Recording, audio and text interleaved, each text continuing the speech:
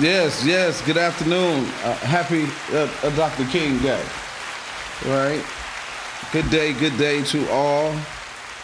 Today is just me and Dave. We're gonna have some fun because the predator is not in the building.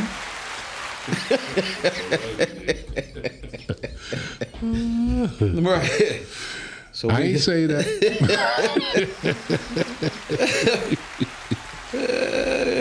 Right. And so You know the eyes are everywhere. everywhere. He called her a predator. Yeah, y'all don't know her. I do.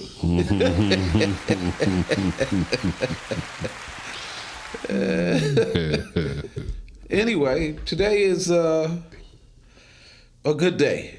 I wanted to start out saying Happy Dr. King Day to those of you who celebrate and appreciate. And it falls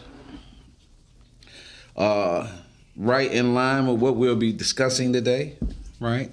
But, you know, when we talk about legacy, and we talk about family, and we talk about put your family first, what an example, right? People like to talk about his indiscretions, whatever the case may be, you know what I mean? Whoever was watching, the person that was watching, J. Edgar Hoover, he was gay.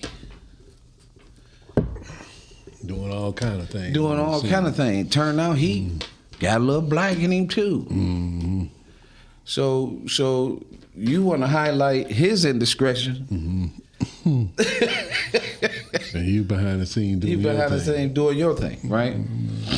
Pretending to be somebody else who you're not, and you know, and just to make it clear, regardless, Dr. King's legacy is untarnished in my book. And that's what we have to recognize is that, you know, we have the humane side and then we have the divinity side. And he was moving, this whole movement he had was all about the divinity. All about moving the people, uniting the people, operating the way Christ did, you know, non-violence type approach. And so what he did as you should say this, what's between him and his wife is between him and his wife. And what's him in the world and what he's supposed to do, that's what's the common. You don't care nothing about no surgeon and what he doing behind the scene when he doing surgery on you. You want him just to do his job. And Martin Luther King did his job. Right. Exactly. Yeah. And so,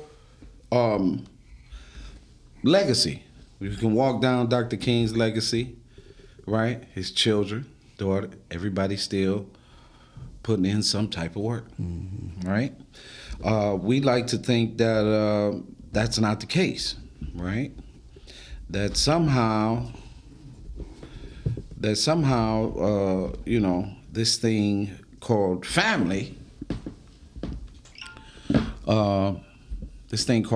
is not so important these days.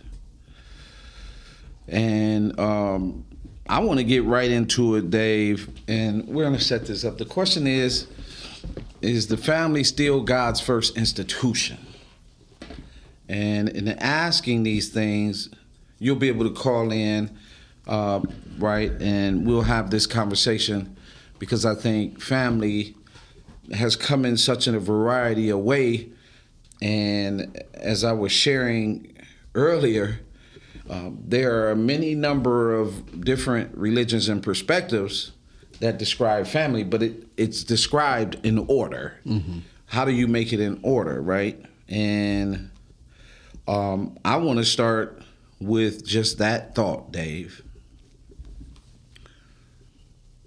Is it really still God's first institution?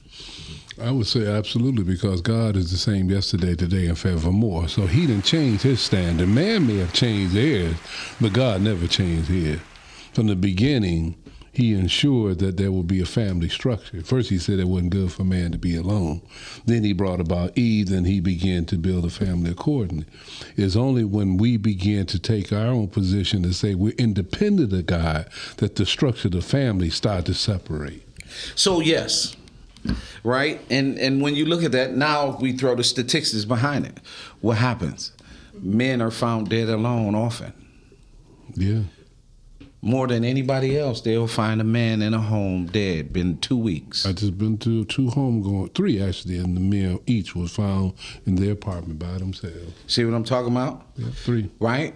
So see what I'm talking about, right? Mm-hmm. And so we're out here, right, saying just like last week, we're gonna go through some things, but this process, when we talk about family, the erosion of it, right, is going to match the statistics and the conversation.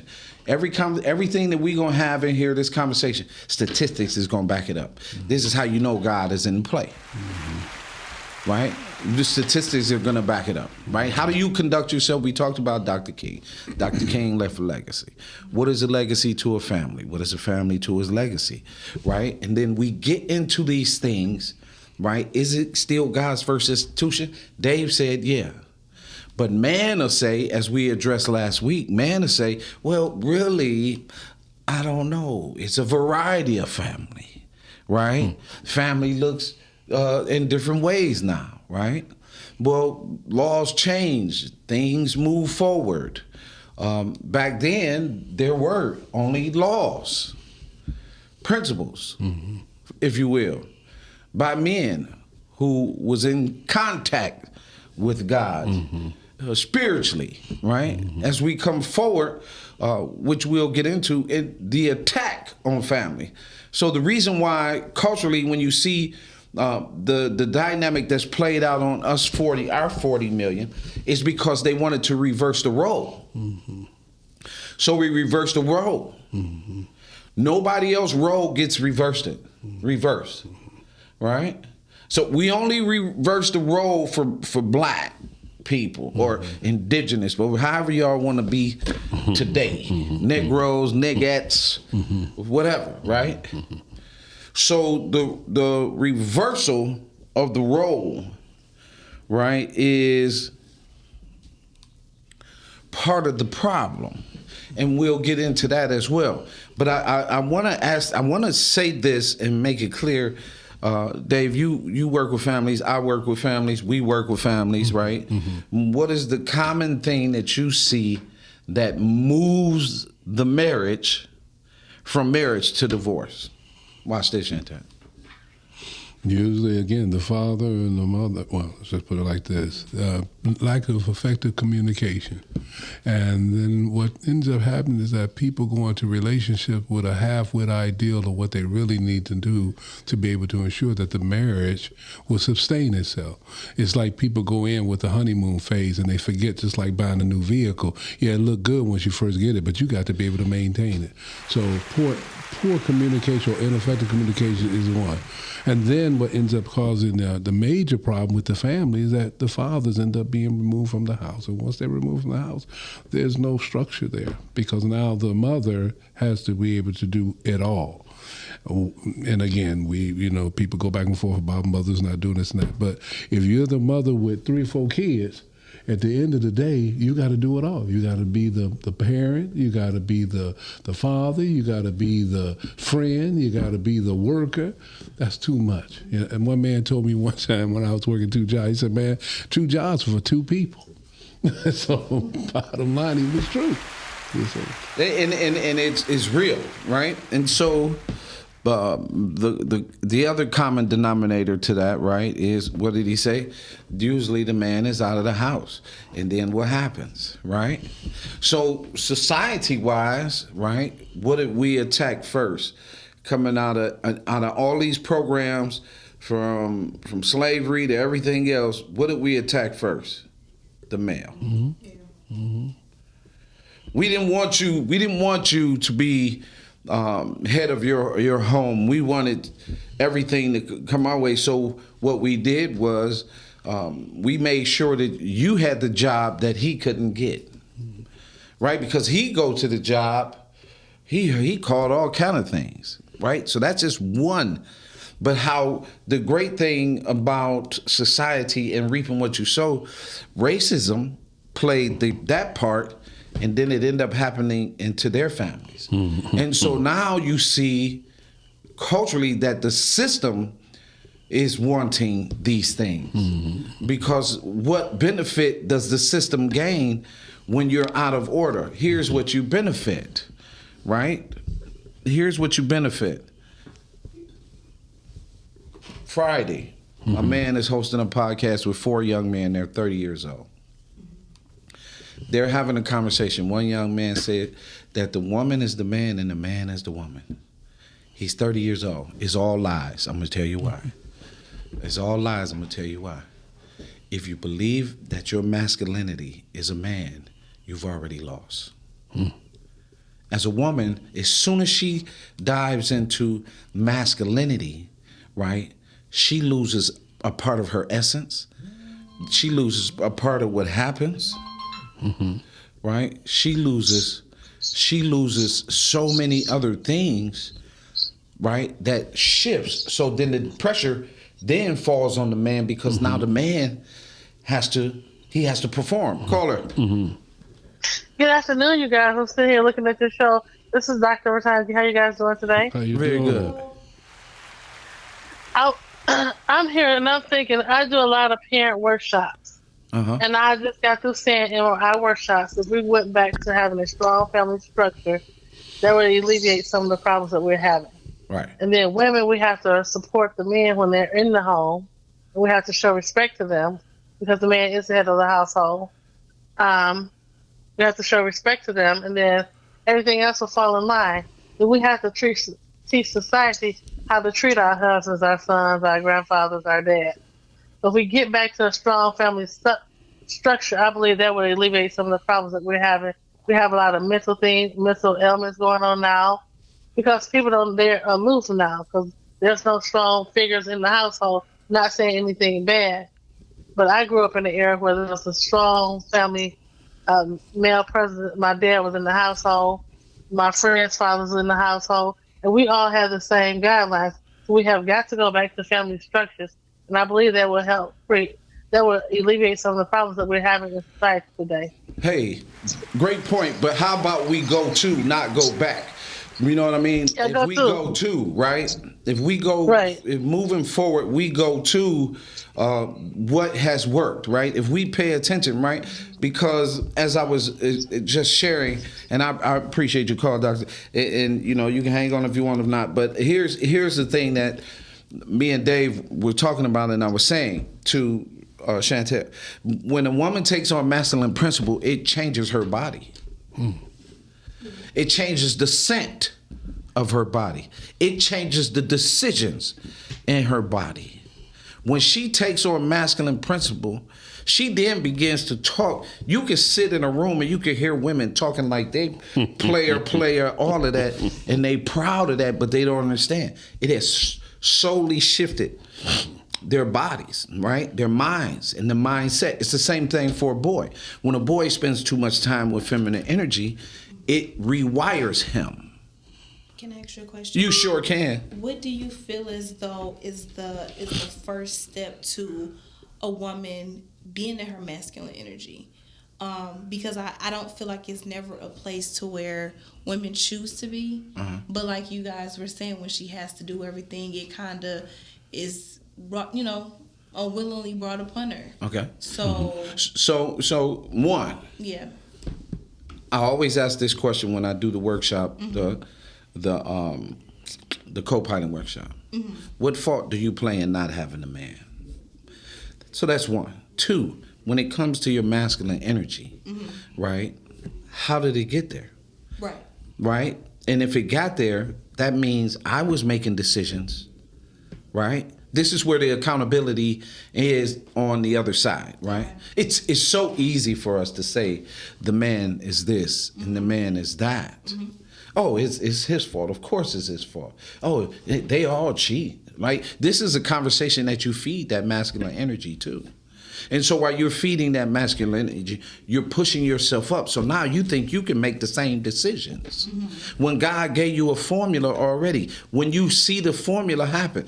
Somebody was talking the other day and said, while she was in school, right, 18, 19 years old, the other girls and everything that was in school and in college, they were getting mates. Yeah, that was the Right. point that I had on the morning show Yeah. the other day. Yeah. Right? They were getting mates. Well, in that process, you're getting where we are getting these degrees and everything else. It doesn't take away from the fact that just because you're getting the degrees and everything, you don't have to be masculine to get the degree. I think that there comes a time where we have to recognize that femininity and masculinity have their place, and that a lot of times what we're seeing today is that femininity displayed by men is supposed to be a sign that we're giving in, but there's a difference between femininity and sensitivity. Men should be sensitive, but not feminine. Right. So when we and women should be sensitive to the masculine energy as well, but not compromise her femininity. And so a lot of times when we get in these relationships, we go in these relationships with half-with understanding. Yep. And the Bible tells in all things get understanding. Half time people get married out of emotions and not out of rationality or logic. Right. Matter of fact, the people they even hook up with half the time is not the person they should be with. Yep. Because they haven't identified their own identity. Right. When you go into a relationship, this is not about you being man and she being woman. This is about two people coming together to become one. So your physical attributes are not necessarily the guiding force, or should be the guiding force that governs a solid relationship. That's right. There's no question. Because it's poor communication to just validate a person by their body. Mm-hmm. Right. Amen. That's poor communication. If I'm going to validate you to be in a relationship, it's secondary. Now, listen, as a man, I'll be the first to say, "Ooh, she look good," right? But the conversation, if the conversation don't match, I'll leave you right there, and I don't care how bad she is. And back in the day, I'll hit you and quit you, and be gone. Right? You was just conquered. In my opinion, that's not quality. Right? Because if we are to really understand what's going on, right, family is the ultimate result of those two people making quality decisions, then making decisions to have children, right, and taking the legacy beyond that. What do we paint it as? And then what are we going to live? Too many of us get in relationships and we get comfortable. I'm often challenged by the great. Right? I'm often challenged, right? I need this. Can you say that? Right? And so in relationships, you have to grow with each other. And it has to go just like that. If it's going this, like I said in many conversations, the woman should be by your side. She should never be in front, and she should never be in back. And the man should be by your side. And whatever strengths that you two have that come together, that's between y'all. This is what's in your house. But you get out here and you get on the internet, you start judging your man, you start looking at them boys, they looking real good. They're in the weight room working out. They got the brain of an ant. And you done left your house because he done stroked you out the box, right? You done left your house. Right? You got out there and played, he stroked you out the box, you out the house, and then he left you on the porch, like the Flintstone tiger. Now you trying to get back in. I know of so many situations where they went out and played, the dude took them back, only for her to double back out. Unfortunately, these are the things that are not spoken about. But I do want to do this, Calvin, before we go any further. When we talk about the structure of the family, let me just give you a little biblical foundation. So the Bible tells us in Genesis 1:27-28, and let me pre-qualify. I understand everybody don't believe in this thing called the Bible, but I always say to this, that at least the principles are doable. Right. Yeah, most of our writing comes from these principles. So if you don't believe in the religious aspect or the godly aspect, right, the principles make sense. So let's go with what God said. In Genesis 1:27-28, God created male and female and commanded them to be fruitful and multiply. So therefore, he talking about be about family. Genesis 2:18-24, marriage and family were established before the fall of humanity and before any other human institute. Matthew 19:4-6, Jesus reaffirmed God's original design for marriage and family. What God has joined together, let no man separate. The Bible repeatedly treats the family as the foundation of spiritual foundation as the foundation of spiritual foundation and social stability. Parents are charged to teach God's ways. What my phone acting up? God's way Because you're preaching, brother. Oh, okay. God's way to their children out of Deuteronomy 6:6-7. And children are called to honor their parents, Ephesians 6:1-3. So there's a structure, there's a foundation that God designed that he knew. If you implemented these principles and laid your foundation this way, then you would see that, as we like to say, the boy becomes a man, the man becomes a husband, the husband becomes a father. Yes, sir. There's a foundation that's built on. You ain't never seen a house that didn't have a strong foundation. If it don't have a strong foundation, it's gonna fall. Yeah, it's like the 3 little pigs. The 3 little pigs. He had the first, it was the straw, then there was the wood, then there was the brick. Mm-hmm. And the brick couldn't go down. Well, that brick represents healthy fathering and manhood. And so I think where exactly the order that you just spoke of comes to this. Hey, baby, how you doing? My name is Calvin. Hi, what's your name? Yeah. I was just, wondering if you got a few minutes we could talk. Now, if you blow that up, right? No, I'm not interested, right? Where did that come from? Oh, look at him. Look at his shoes. Look how we judge men. Look at his shoes. Look at his hands, right? Look how we judge women. Look at her. Look, she got the big whatever. And oh yeah, So we've gotten to the place where we use our words not to come together. Right? We use our words not to come together. God said family. Put your family first. That's the title of the track. That's God. Put your family first, right? Because what's the first foundation? Family, right? Where does it start? Husband and wife, right? That's the foundation. That's the beginning of family. When, like Dave say, when 2 come together, let no man separate, right? We done got out here, what we've been watching a long time, soap operas. What soap operas teach you? Remember we had that conversation? Soap operas teach you how to be infidelity to your man. All day. Soap operas teach you how to be infidelity and sneaky to your woman.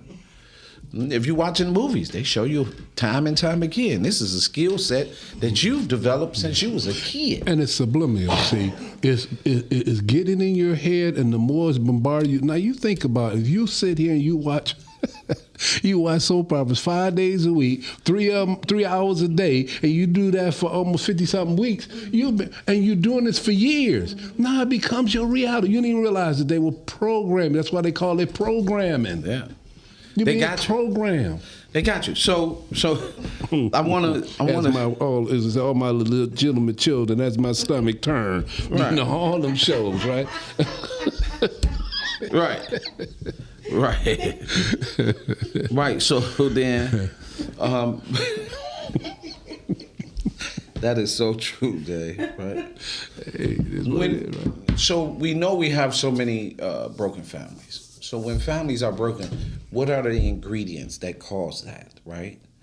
What are the things that cause a family to be broken? Because when you get out here, we're paying attention to what happens. Juvenile, we talked about it, right? Juvenile, the back of the police car, caskets, graves, our children coming up missing.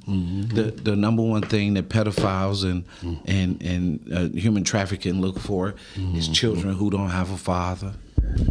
If there's no strong male present around that child, that's what they look for, right? When we start talking about what do we say? We are still always because what he was saying, you've been programmed to attack each other. It's her fault. It's his fault. So then we get into these dynamics. All the women are this and the men are that. And we back and forth, right? Right? But what peace, right? And how can we move when the family is broken? How can we move differently? Chantel, don't get quiet now. So here's the thing. I feel like a lot of people feel like they have access to a lot more. Like you said, they step outside, they get with somebody else, and it's not of the quality that they had at home. But a lot of people had that mindset that when they go out, they're not looking to build back. They're looking to separate, and they're separating for good. So I feel like that's one of the biggest issues on why so many broken homes, because people are really not trying to fix it, or they get to a point where it's beyond repair. I said this morning that I know this ain't popular, but it is what it is. I feel, and there are a lot of reasons why divorce manifests, right? But divorce is basically two people being selfish. The reason you got married because you came in giving. Yeah. But all of a sudden you get in a relationship, and now it comes about me. See, when God gave up Christ, he gave up Christ to give to us, to give us something back. He separated himself from his Father to come to unite us and then go back. When you go in a relationship and you're already going with a B plan, which means if this don't work out, I'm out of here, then you're already going in with a defeatist attitude. Yeah. See, you have to go in that we gonna make this happen. I just saw on the internet the other day. It was a couple. I think both of them over 100, and they've been together like 70, 80 years. Wow. Do you know how long that is? You know how many days that is to be with somebody? That's 36,500 days to be married to somebody to make it over 100. One of my guys, I call him Old Man Willie. Right? Old man, oh, right. Got a lot of wisdom. Yep, Old Man Willie, and him and his wife, 93 and 94 years old. See? Wow. They've been together the whole time, right? So, talking to Old Man Willie, he said people just are not mature enough to understand. He said they're not mature enough to understand. He said everybody, what you just said, everybody's selfish, right? Because I am placing things on you and you're placing things on me, but we're not working those things. And it goes back to what we talk about, the communication and those things as well, right? But when we talk about family, right? And, you know, I've said this, and this is in my book, right? Divorce is the devil. Oh, absolutely. That's why I start with a D. Yeah, yeah. Divorce is the devil. There's no question. And because what happens, right? And then the other part to that is not marrying someone and being with some, you know, and I don't know if this is a quality thing to say, but for me it is. You don't necessarily have to have paperwork to marry, but you do have to have the work. That's right. That's right. But they jumped over brooms. They jumped over brooms. There wasn't no paperwork there. Right, you couldn't file taxes but have to jump over that broom. That's but right. Once you went to the ceremony, people were in marriages and stayed together. And once you filed taxes together, you're legitimately married anyway in this country. So in that process, people think that it always have to be this big finalized thing. It's oh, we get married. She come out in the white dress. It blows my mind though that y'all be rocking these white dresses and ain't nowhere near a virgin. Like you've been a freak since '72, and you coming out. '72. Right. You coming out the gate with a white dress. Now I get it's part of the ceremony. You know what I mean? I mean it's part of the pretentiousness. I guess that would be the word. That's interesting. So that's the only reason why you're supposed to wear white. I thought it was for the purity and. Well, that's the same. The purity. You ain't been touched. Okay. Yeah, but again, it's tradition, right? Right. Again, it could be some racism stuff, whatever the case. That could be American. It could be an American thing too, right? It could be biblical. Back in the day, they used to put the cover on them, right? Yeah. And if she didn't bleed or whatever, they didn't. Right. They didn't. You know. I did hear that. Yeah. Right. But that's just one form. We don't know all the other forms from our culture, right? That's somebody's culture. Right, that we say that is ours. We don't know because we don't do all the homework. But I'm saying that when you come out right in this white dress, it's just amazing, right? That and I don't know if that's judgmental. It's funny to me. Funny to me, right? Does he say? Yes, he say. Yeah. Or say funny to me. It's funny to me, right? When you look up and they come out and I'm like, oh, come on now, you know, that white dress is. You get kids, everything. Anyway, to stick to the point that when families are broken, the communication is one of the things, the first thing that will fall down. And then again, where is God in this process? And then like Dave say, and like you was just talking about, this is what I talk about in the the co-pilot workshop, right? Why you get on the plane with your backpack already? Plan B. You getting on my plane and you already got the parachute. You didn't have no intentions. You didn't have no intentions of ever being in the cockpit. You only wanted to sit in first class. You never wanted to be in the cockpit next to me. You just have this idea that you're supposed to be treated this way.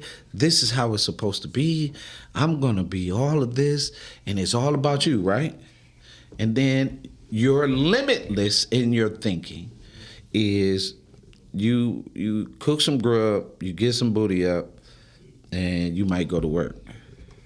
Well, a lot of that, too, is, if you look at a lot of the things that they say what men want, it's very narrow in perspective. Yeah. And so those things you mentioned, but that's the part, again, about lack of knowledge. My people destroy because of lack of knowledge, and all things get understanding. Before you even marry the person, you should get a deep understanding Yes. of the person you're dealing with. But before you can get a deep understanding of the person you're dealing with, you need to understand yourself. Self. And most of the things we traditionally pass down out of ignorance because, again, ignorant pass on ignorance. Yeah. I mean, if I'm in the dark and my name is Ray Charles, you in the dark, your name's Stevie Wonder, we probably gonna run into some stuff, right? Right. Because we don't have a clear picture of the bigger picture. And that's what we see in a lot of relationships. Yeah. And so we walk in with that kind of mindset. And then you got to go into this. Go ahead. Okay, so I do have a question. So, do you not feel like that a man and or a woman should enter into things with the basic understanding and or knowledge of how to be just civilized, just be, a human? Mm-hmm. I know you said it's a list of things that women require, but it's like, I feel like it should be like that on both sides. Like it you should is. come into We have something requirements. knowing the basic principles, everything else you can build on. But like you said, that foundation. We have requirements. Men, that's the problem. We have requirements. Y'all just think it's these things. See? Okay. We have requirements. Okay. It's no question. It's no question. That's not happening if I don't have no requirements. I got boundaries. And I know what it looked like because I grew up in it. You see what I'm saying? That's another missing factor.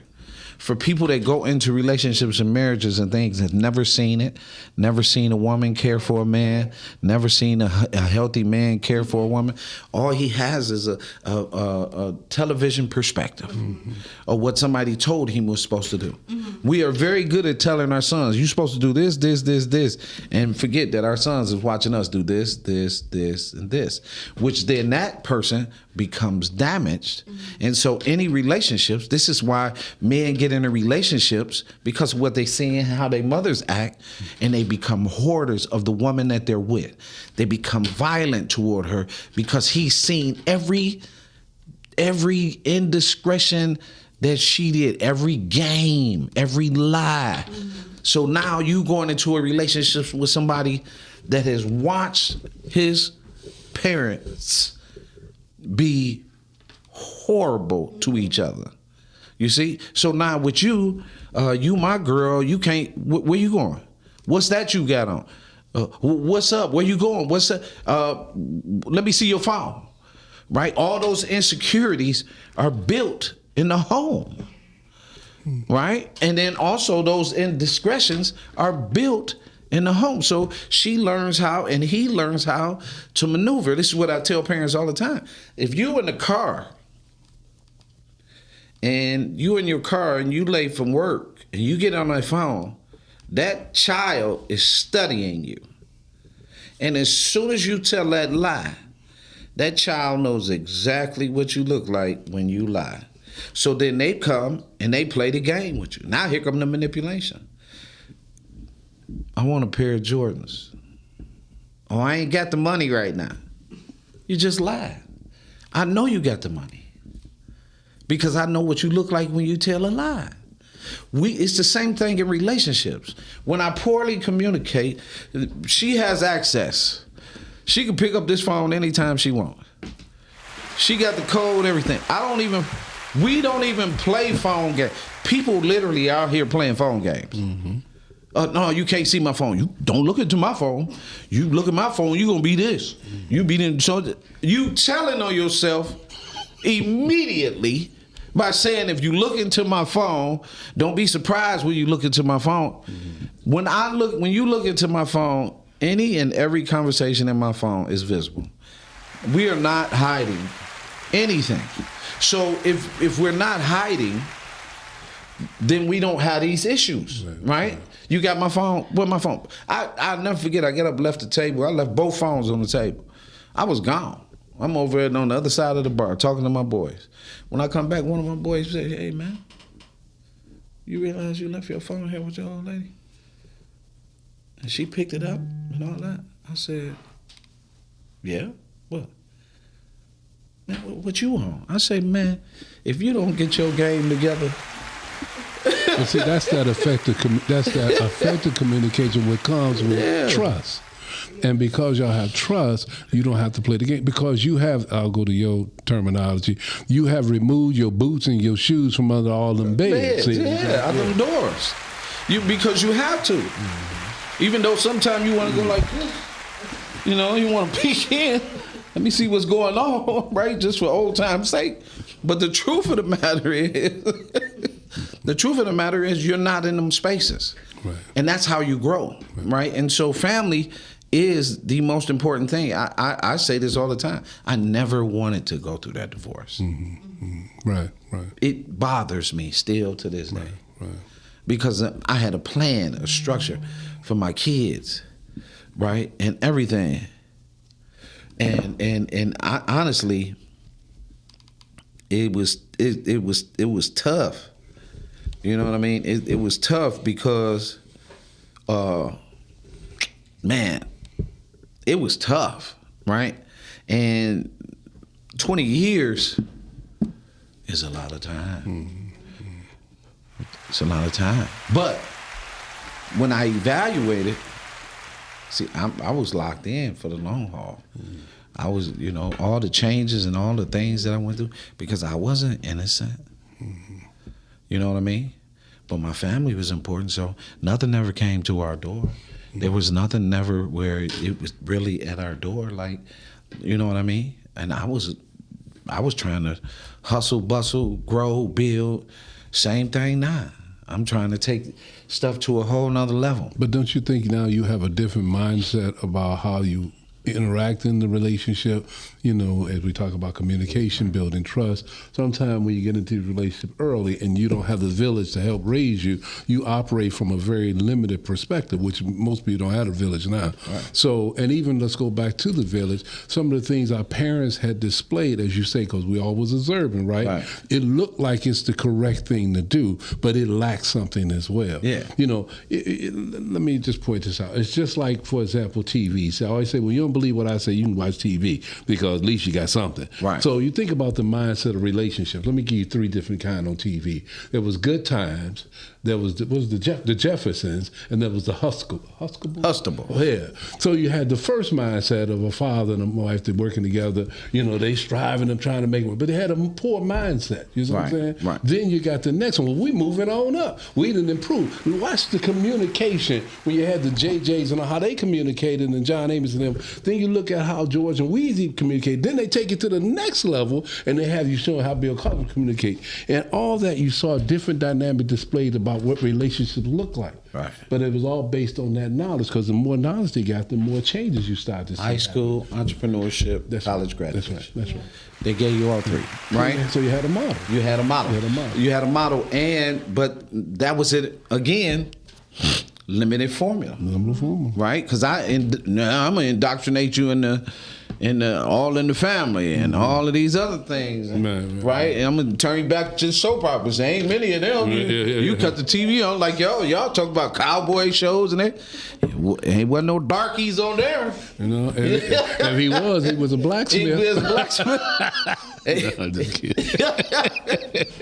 But getting to the point right here now is, what are some of the things that we can do to get to and get back to family. And one of the things I said last week that was very powerful for me is just saying thank you has been taking advantage of the village. So, you know, I always give thanks to the men. So when you talk about my life, that's all I've seen, right? Is married men succeed. Right? And that's what you search for. That's what I say. There's no question. There's no question. Right. There was no question. What can I see? Where can I find? Or where can I go to see? And so whenever I went into, it didn't matter what culture, right? Because I learned some things from the Philippine culture. I learned some things from the white culture. I learned some things, right? I learned some things because I was looking for the same thing, family. So I put myself in positions of all of these places, and they treated me like family. Like if I show up at the Philippines right now, Cal, I'm one of them. You know what I mean? Because we've been in the trenches for years and friends. Like we go back. Their oldest brother know my oldest brother, and coaching one of the youngest brothers and all of that. Like we all, right? The Grabkins and the Manns go back to the 70s. So these are our friendships and our relationships as family. But I say this with an open mind. How do we, David, really, and you can start first, what should be the frame to move people into family? What does that look like? First, I think you need to even define family. And define it in a way that gives you the working foundation. Well, we know some people are family and they don't have children. So you have to understand that when you marry with someone, you become a family. Right. And then you build upon that. The other piece to that is that, again, you have to establish an open, honest, trusting relationship that you believe in one another. You value each other, because as you begin ready to do what you need to do to build your relationship between each other, it's all for preparation for the children that's going to come into this family. Like you said, if I'm observing my parents and they're lying, cheating, and doing all, because I have to admit, when I was growing up, that seemed like to be the norm. Most of the men were out there, come Friday, they about to party. Sunday, they come back and they get back in line and start to go to work, and on Friday, they start to party. So you thought that was normal. Right. And then those same men, if they let you sit in there with them, they're communicating about partying on Friday. See, so they didn't develop a structural foundation. I've seen that across the board. Fast forward to present day, I'm still seeing it today. It's not necessarily about the party, but it's about the selfishness of one another. So as a couple come together, they have to build that effective, I'm going to keep pushing that effective communication, to be open to talk. Like Calvin mentioned about him and his wife, they sit down, they talk, they had to have a conversation. Look, you're going to be able to look into my phone, because he just told us the story about, man, are you crazy? See, so they talked about that. Communication has to be open. It has to be honest. And here's why I push this with the couple first before they bring children in the world. Because if you have that open line of communication, now you can begin to understand one another. You ever heard the older people say, he finished my sentence? Now you know who each of you are and what is required to build on a relationship. And it can't be self-centered. When he say two become one, are you going to divide yourself? And then many times we find where couples divide themselves because they haven't taken the time to develop themselves. So that beginning, that communication line as a couple, as a husband and wife, is the beginning of building the extended family. And if you develop on yourself, and I have to say this, like the developmental process of who we are as people, you change over time. The 18-year-old couple is not going to be the same as a 30-year-old couple. The 30-year-old couple is not going to be the same as a 50-year-old couple. So you have to keep communicating to know the evolution of y'all changing your relationship. This is how kids begin to understand the fullness. So my parents been together 50 years. I know it wasn't that good, and it wasn't always bed and roses, but they kept working at it, kept building on it. So as you build this communication line, and then there's another piece that comes play. You even have to discuss your sexual desires, because a lot of temptation Satan uses is because of those external things that draw you in. So you have to talk about what's important to build in that aspect. Right. because that's going to be the draw card. Because you said earlier, open up. You get the guy that stays in the gym, you get the girl that's on the runway. It's going to draw your attention. Nobody can walk into the clown suit and not be looked at. So at the end of the day, what are you doing to make sure that y'all have that appeal for one another? Because that was God's design. If you doubt me on that, go look at the Songs of Solomon and see how him and his woman related to one another. Well, Solomon had a bunch of them. Yeah, but I guess he pleased them all. They all hung around. No. Solomon was slanging. Yeah, but even that distracted him because, again, he lost sight of the foundation, which is God himself. If you don't have God as the solidifier to your relationship to build the spirit that's housed in this body, you already doomed to fail. But look at the legacy. Look at where he come from. Look at his legacy. It's amazing, right? And this is why family is so important, right? Generations. Dave, your generation, your son, when he decide, and the children, generation, I got to see my grandson Saturday. It was very emotional because I hadn't seen my grandson since October. Didn't he move out of town? No, that's my other grandson. We talking about two men was dealing. My son dealing with a whole nother situation, and I get a picture and then I FaceTime his mama and my daughter-in-law and my granddaughter and my grandson. They in the same space. And I'm, what's up, man? Yeah, you. What's up? I say, boy, you starting to look like your granddaddy, right? But you don't understand when you take that away from people, what you can turn someone into. Oh, yeah. When you take family away from somebody, here's some things that I'm going to give in the suggestion formula for you and your families. And it's going to be on a bookmark and everything. So it's called the 10 Family Commandments, right? To restructure and restore the way we looked at family. Right, first, you have to value the father. The father brings to the table a number of pieces. First, you're not even here if he don't shoot. The second is you have to value the father because the father offers the discipline, the things that you need to achieve, grow beyond your wildest dreams, both mentally, spiritually, and physically. The father impacts the womb of the woman. The father impacts the brain and the tongue and the development of the child, the essence. The father impacts how long the child is going to live. The father in himself has to be appreciated and valued. That statistics is marked right next to the Bible. Honor thy mother and thy father, right? If we do it in order, it will be honor thy father and thy mother. That's order. See?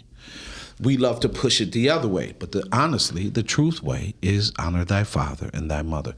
Every character that Dave talked about, biblical character, there was a father present in the teaching component of this spiritual walk. So that's one. Two, you have to value family, right? It's important for you to value each other, the parents working together. 3, literacy. Make sure that you are spending time using your words carefully. Cussing, calling them the N-word, punching them in the chest, saying that they're bad, all those things manifest. You're manifesting what you see, but you don't pay attention to the things that you said about this child's father, this child's mother, the whole nine. You're manifesting the things that you speak on the children. Right? And 4, because I don't want to give you all 10, because I want you to spend at least $2 with me on this bookmark. Right? 4, practical. Eliminate giving your kids technology if they don't have a foundation of reading, writing, understanding arithmetic, and all of those things. Make sure that you do those things, right? Those 4 things right there can change the very structure of your family and how you go. Why? Because it's going to take time, it's going to take patience, and these are the things that we're missing. Right? We rather say, you on my Facebook page talking like that to me, you can't be out, you don't own nothing. Just like racism, yelling and screaming, this our country. No, you don't own this. You put some laws down. You killed a bunch of people. You raped a lot of women. You did a lot of bad things. Now you want to say it's yours, but God made this. And if God decided he was going to shut this down today, it ain't nothing none of us can do. That's right. Right? So when we get down to the real nitty gritty of it, right, family is the most important, right? I compete. When I say that, in my head, my physical, I'm really trying to take this vision and everything to a whole nother level for my family, right? So my family could say, boom, he took it up here. He became the second millionaire or third millionaire in the family. And he put this legacy down so heavy that his kids, grandkids. So when God let me come back and take a peek, I'll see my grandson Dallas or my granddaughter Amore, right? And they're doing some of the same things, right? Because that comes from the seed carrier, right? And he said the father should leave an inheritance. He should leave an inheritance. Like my Uncle Robert. I talk about my Uncle Robert all the time. He put on a show. My Uncle Robert put on a show. He put on a show and wrote his own, while in the hospital, wrote his own obituary. Knew that he had served God to the fullest. Knew that. And knew that he had served God to the fullest. In the family, it's in the family. When my uncle Eddie and my aunt Carolyn passed away, them 5 boys that they had, they put on the show. First, my uncle Eddie passed, which caught him off guard. Then my aunt Carolyn went right behind him. That's 50 years of marriage. We got at least 8, 9 of them in our family. So this is why family is so important to me. So when people ask about why the work and how I do the work and why we do that, because we trying to put families back together through the boy with some order. That's why it's the boy becomes a man, the man becomes a husband, the husband becomes a father. If we just gave our sons that, right, instead of taking the kid away, this my kid, oh, you got to pay your child support, talking tough, taking the child, mistreating him, and then when he's 18, you just throw him out, or you turn him over, or he's stuck up under you, right? And the daughter, she's off flying, she's got a job, she's graduating from college, she's doing all these things, but the boy, he got technology. He at the crib. He's still getting sandwiches made from. Yeah. And that's why it's so important to have the structure of family, because also it helps you to be able to relate. You know, when families are, for lack of the way of it, a whole, then they can relate to one another. You know, in the history, they used to tell stories. They sit down, they pass down information, and as they passed it down, that gave you a connection. That gave you a sense of belonging. The reason that a lot of these people get distracted through the internet, the media, whatever you want to call it, is because they don't have a sense of belonging. People all need to know they are valued, and the first principle of value in a family is being with the family. Yeah. You see, Yeah. we used to sit at the table and you have these discussions. They made a little movie, Soul Food. They sat at the table and they got to understand each other, and then they can maneuver and negotiate with each other. But now you don't have that. You don't even have people to know their neighbor. That's a shame. You've been there 10 years, don't even know your neighbor's name. Ain't tried to know him. They ain't trying to know him. You know why? Because everything told them to be individual. Yep. I'm individual. Individualism. I can't count on. I can't count on Chantel. Here they go. I can't count on Chantel. Girl, like, man, every time I'm a Dave. Tell them where they can reach you at. You can reach me at FMAM for Men About Men on Facebook. You can also reach me at drone7@yahoo.com. And soon to be giving you my number to my office as I get ready to open my practice. So There we go. There we go. Yes, this Saturday we continue to build the Respect Day. This past Saturday we came up with the title, Communicate to Advocate. So we want young people to communicate and advocate for themselves. And we're continuously build. If you want to come out and be a part of the Respect Day committee, Saturday at 12, come on out and let us build. We already got a number of schools who are getting involved and a number of companies. So with that being said, you can reach me at calvintman.com. Dave, I laugh a lot in the real, but the real thing is sometimes I cry too, right? And I cry because I don't know what it is, why I am driven in this area, right? But I can look at it. Is no question. When I fell out the whole nine, I try to take it, trace it or whatever the case may be. It's not normal, right? Because people, it's like, Cal, this is all you do. You talk about beef, I get all of that. But man, when I look at the work that God has had me do and the decisions to help these young men and women, these girls, in college and everything else, I really got to say, well done. That God and my mother and my father and my family, I'm proud of you, right? My uncle got me again, and I say this because it's family. And the one thing to answer the question, and that we all need to be asking, right? What do we need to do to improve the lives of children through family? Because we keep this thing going where she's better than me and he's better than me. It's almost like politics, right? It's almost looking at, Democrat, Republican, women, men. It's almost like the system, which they did, and she wanted me to record the whole thing, right?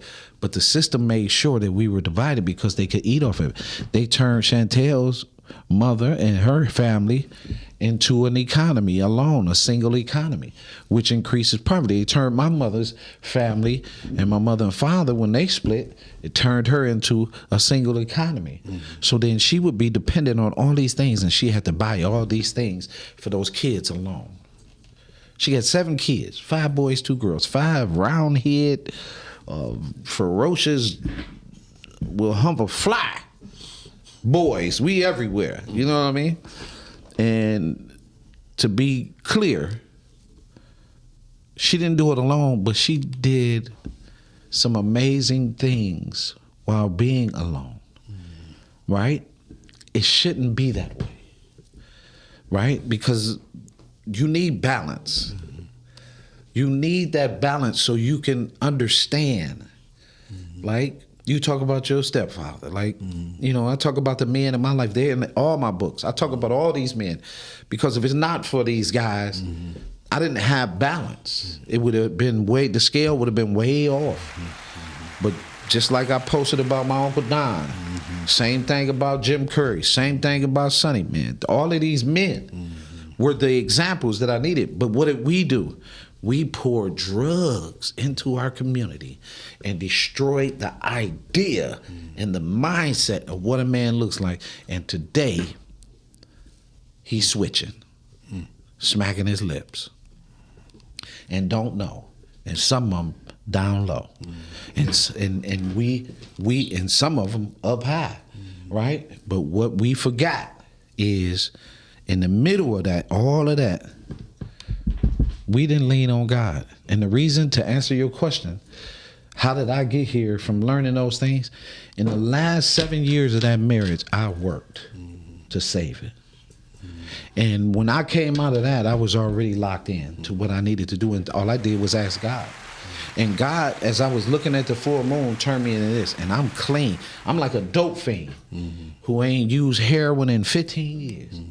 I ain't used heroin in 10 years. I'm clean as a whistle. And ain't no telling what God is gonna pour out this spirit, right? Because I cleaned up.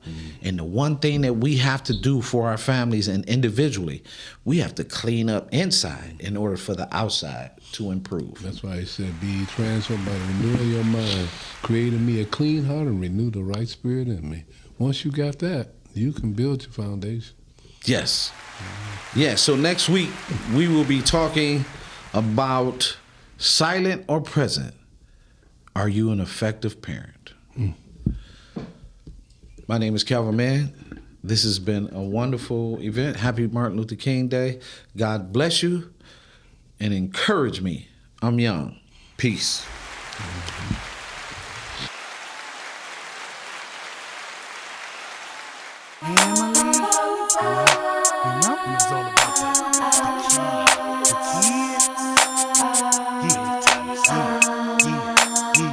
Let's go to game over.